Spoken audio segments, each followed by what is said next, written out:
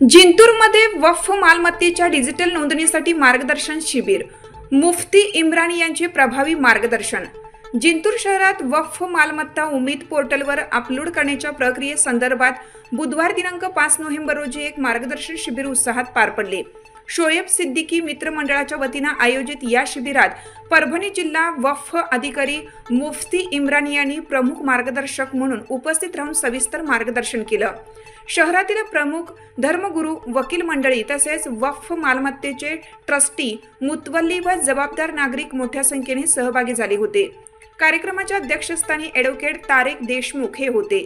प्रस्तावना आयोजक शोएब सिद्दीकी यांनी सादर केले.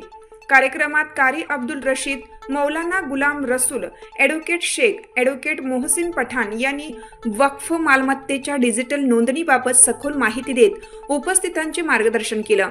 शिबिरातील सर्वात आकर्षक सत्र ठरले ते प्रश्नोत्तराचे, ज्यात उपस्थितांनी वक्फ कायद्यातील गुंतागुंतीच्या बाबींबाबत प्रश्न विचारले आणि मुफ्ती इम्रान यांनी सर्व शंका दूर करत समाधानकारक उत्तरे दिली. मुफ्ती इम्रान यांच्यासह आलेल्या तज्ज्ञ सहकार्याने स्वयंसेवकांना उमीद पोर्टलवरील फॉर्म भरण्याचे प्रत्यक्ष प्रशिक्षण दिलं.